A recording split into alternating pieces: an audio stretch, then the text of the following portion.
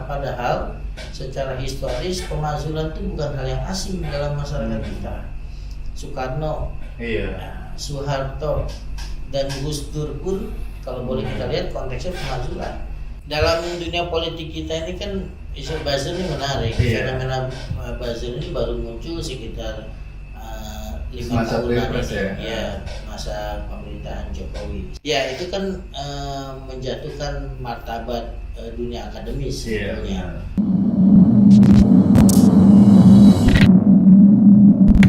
Assalamualaikum warahmatullahi wabarakatuh.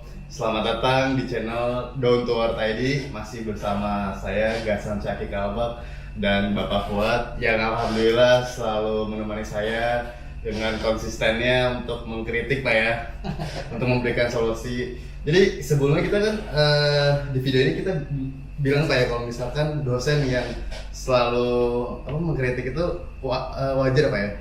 Wajar. Seorang akademisi, seorang yang dilahirkan dari masyarakat memberikan masukan, memberikan pandangan kritis kepada entitas negara, memberikan hal yang wajar. Yang tidak wajar itu kalau secara konsisten membela pemerintah atau mengkritik pemerintah. Itu yang tidak ada di dunia ini. Mungkin saya tambahin lagi, yang tidak wajar adalah mahasiswa yang membela pemerintah.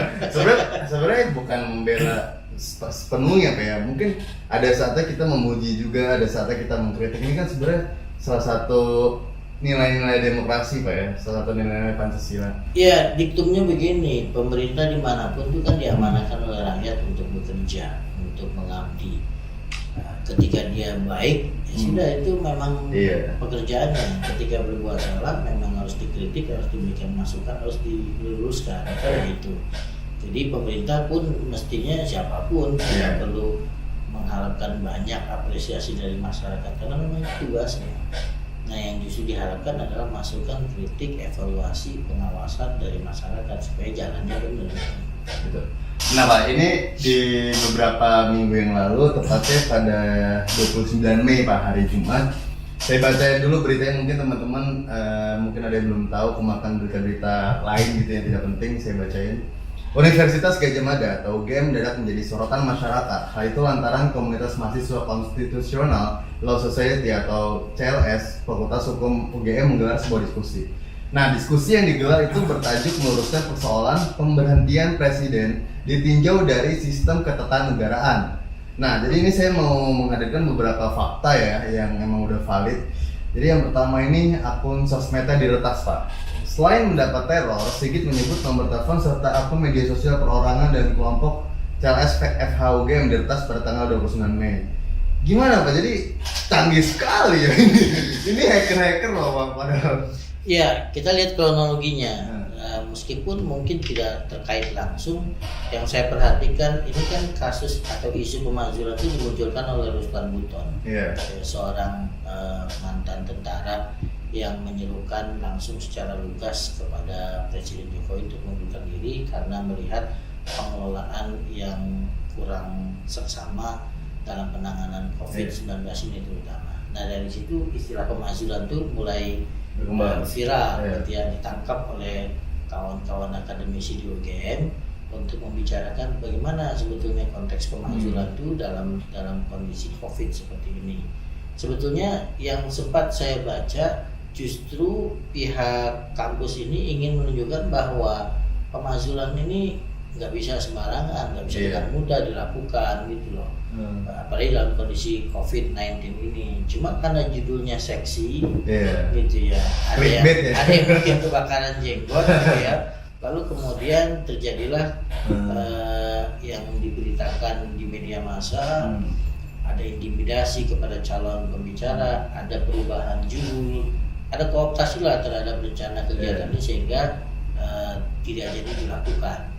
Memang tidak langsung yang melakukan itu aktor negara atau pemerintah, misalnya menteri atau aparat gitu ya. Nanti tidak mungkin juga memang Pak. masih misterius juga siapa yang melakukan Tidak terungkap kali Pak ya. Betul.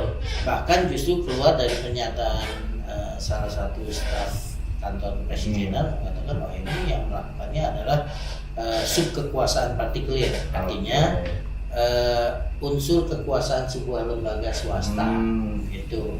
Nah, tapi kalau lihat dari cara-caranya ini kan bukan orang biasa. Nge-hack, lalu kemudian melakukan intimidasi gitu ya. Bukan cuman orang yang tidak puas dengan diskusi ini terkait dengan judul. Gitu ya. Ini kan judul yang sangat menohok. Meskipun bagi saya kalau memang terkait dengan pemerintah itu harusnya bukan cuma confidence, over confidence akan terjadi pemakzulan ini.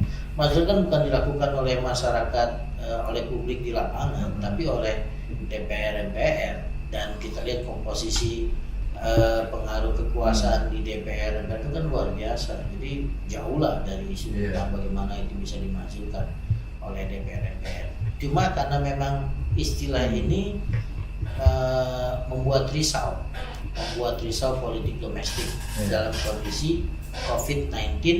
Boleh jadi memang ada introspeksi di kalangan pemerintah sendiri, penanganan ini mungkin belum maksimal sehingga memberikan celah diskusi tentang pemakzulan. Nah, saya mau bacain beberapa fakta dulu Pak sebelum kita membahas panjang lebar ya. Jadi ini ganti judul diskusi. Ini tuh juga saya lihat juga kacau juga sih, maksudnya sampai mungkin sekriminal ini gitu Pak ya. Ini saya bacain sedikit, menyatakan acara itu murni kegiatan dan inisiatif mahasiswa untuk melakukan diskusi ilmiah sesuai dengan minat dan konsentrasi keilmuan mahasiswa di bidang hukum tata negara. Para mahasiswa kemudian membuat poster kegiatan diskusi dengan judul Persoalan Pemecatan Presiden di Tengah Pandemi Ditinjau dari Sistem Ketatanegaraan. Poster tersebut viral dan menjadi polemik setelah diunggah ulang oleh salah seorang akademisi di sebuah kolom opini dengan judul Gerakan Makar di UGM saat Jokowi sibuk atasi COVID-19. Ini jadi apa ya? Jadi apa ya? Orang ini tahu gitu memang. Ini kan bisa banyak sisi kita lihat. Pertama, kalau konteksnya kebebasan berpendapat, harusnya diapresiasi. Ya, mau kondisinya COVID atau tidak COVID, gitu ya. Mau kondisinya memang sedang relevan untuk dilakukan pemakzulan ataupun tidak, itu sebenarnya kalau konteks kebebasan berpendapat biasa saja. Dan kalau mimbar akademis, terserah apakah ada unsur politis atau memang sekedar wacana tidak terkait dengan kondisi di lapangan, itu biasa saja. Apalagi untuk tujuan keilmuan. Biasa. Tapi yang jadi persoalan karena topik yang dibicarakan itu bisa ditarik ke isu makar. Ini persoalannya. Jadi kecuali kebebasan berpendapat, misalnya kebebasan berpendapatnya gini, soal boleh tidaknya membuat partai lebih dari yang ada sekarang. Ya, partai harusnya 100 bukan 20 atau bukan 10 gitu. Itu tidak terkait dengan pasal subversif atau pasal-pasal yang berkaitan dengan makar. Tapi sebenarnya makar itu gimana? Apakah ingin membentuk diskusi untuk memberhentikan secara demonstrasi atau gimana? Itu kan yang disebut makar Pak ya? Iya, sebetulnya kan sudah disebutkan dalam undang-undang bahwa kalau ada unsur makar itu misalnya ada pergerakan, ada kemungkinan gerakan senjata gitu ya, mobilisasi orang gitu. Cuma sekali lagi kita kan pernah juga dulu ada isu tentang makar yang dituduhkan pada Kiflan Zain dan kawan-kawan gitu. Ini tafsirnya memang sangat kuat subjektif.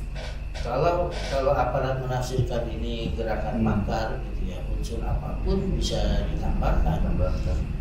Apalagi kalau kasus begini kan baru sekedar wacana. Kalau diskusi, baru apakah dia punya tujuan politik menjatuhkan presiden. Lalu kemudian yang kedua, apakah ada gerakan bersenjata di belakangnya. Ini sudah jadi masalah. Padahal secara historis pemakzulan itu bukan hal yang asing dalam masyarakat kita. Soekarno, Soeharto, dan Gus Dur pun kalau boleh kita lihat konteksnya pemakzulan. Soekarno pemakzulan yang meskipun pemakzulan yang paling nyata secara konstitusional melalui DPR itu Gus Dur, tapi kan kita melihat 3 prosesnya itu tidak sampai habis penyelenggaraannya. Ini sebenarnya bukan hal yang masalah, tetapi karena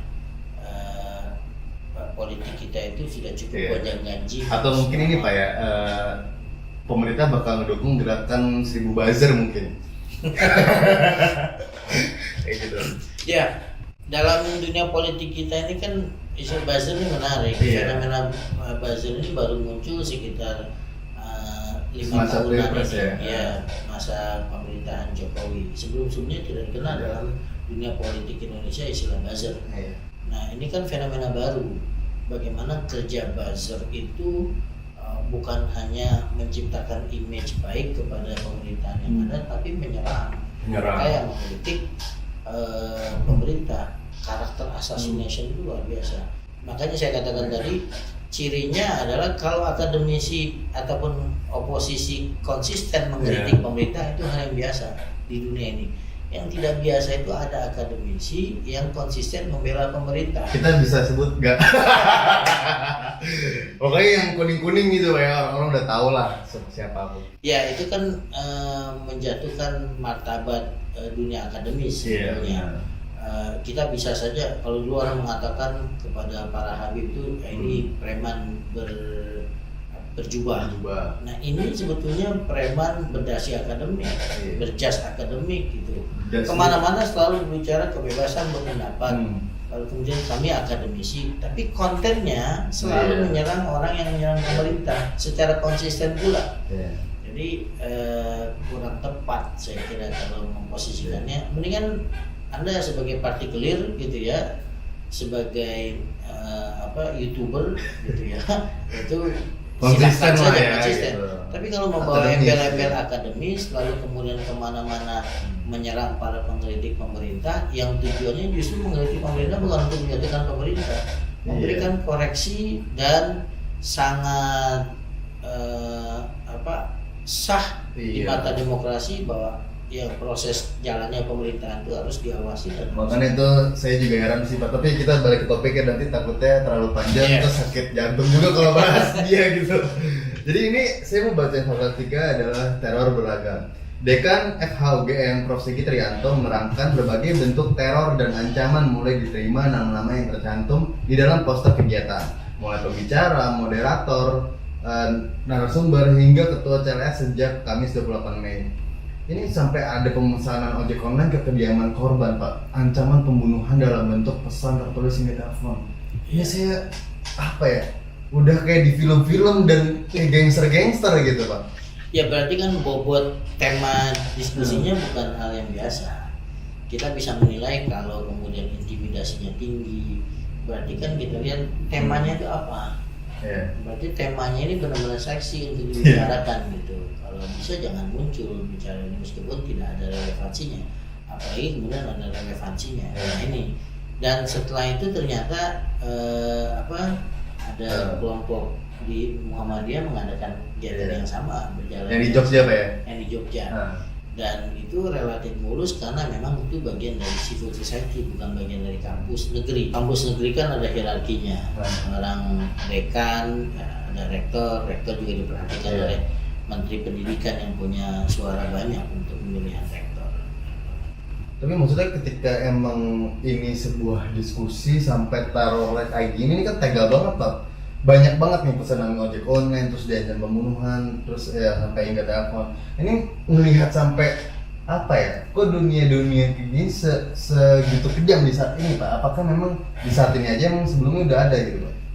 Itu biasa sebenarnya kalau diskusi akademik yang beririsan dengan dunia politik, terutama isu-isu yang sensitif, isu-isu soal kemakmuran, isu-isu tentang kekuatan-kekuatan politik itu biasa dilakukan di sini manapun gitu ya. Tapi memang orang akan bertanya-tanya meskipun pihak pemerintah mengatakan bukan pemerintah yang melakukan, silakan diusut. Kopolhukam minta diusut juga. Saya kira dari wacananya iya, tetapi kan orang membaca behind the scene. Usut-usut mau ngomong juga tinggal diusut.